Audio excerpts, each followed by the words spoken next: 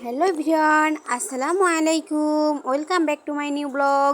আজকে আমি চলে যাচ্ছি আমসত্ত্ব বানানোর জন্য। আর এখানে আমি প্রথমেই একটা পানির পাত্রের মধ্যে আমগুলো ভালোভাবে ধুয়ে নেব।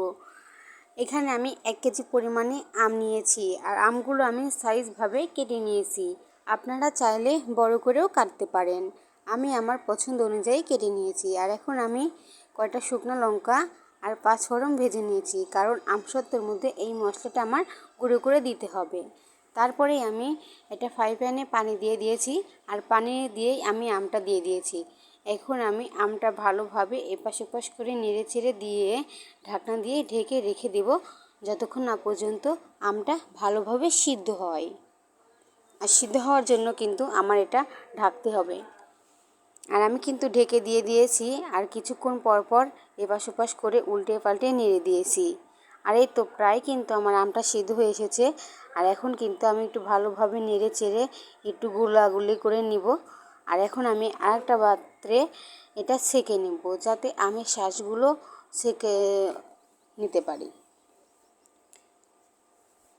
এখানে আমি সুন্দর করে এই পাত্রের মধ্যে সেঁকে নিচ্ছি। আপনারা চাইলে এখানে ছাঁকনাও ব্যবহার করতে পারেন। আমার ছাঁকনাটা আমি খুঁজে পাচ্ছিলাম না, এই জন্য এটাতেই ব্যবহার করেছি। আর এই তো আমার ছাঁকা শেষ। দেখতেই পাচ্ছেন পিউরিটা কত সুন্দর সফট আর একদম মিহিন হয়েছে। এভাবে না হলে কিন্তু আমসত্ত্বটা ভালো হবে না। আর আমি ওই ফ্রাই প্যানটা চুলাতেই বসিয়ে দিয়ে এখন ওই আমের পিউরিটা দিয়ে দিয়েছি। এখন এটার মধ্যে আমার অ্যাড করতে হবে স্বাদ মতো চিনি। আমি একটু টক টক করব, কারণ টক ঝাল মিষ্টি হলে খুব ভালো লাগবে আমসত্ত্ব। আর চিনি স্বাদ মতো দিয়ে দিয়েছি। আর এখন আমার অ্যাড করতে হবে স্বাদ মতো লবণ।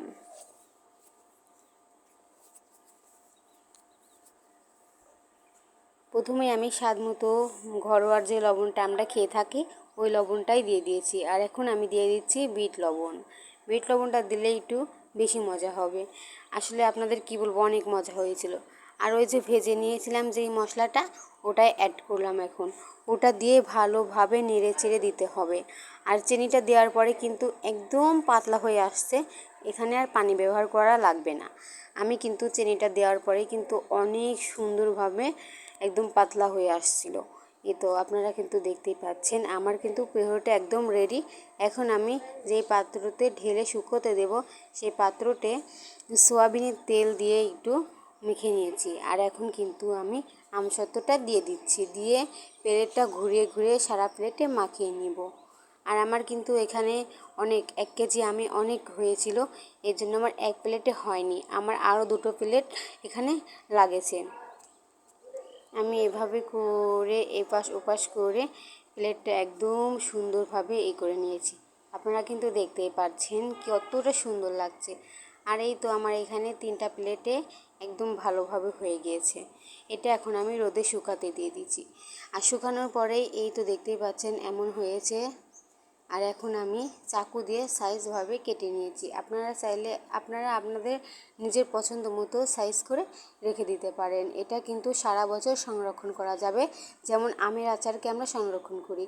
দেখেন কত সুন্দরভাবে উঠে এসে একদম কি বলবো, হাতের সাথে অনেক সুন্দর লাগছিল। আমি নেড়েচেড়ে আপনাদের দেখাচ্ছি। আর এই তো আমার ফাইনাল হয়ে গিয়েছে। সবাই ভালো থাকবেন। আসসালামু আলাইকুম।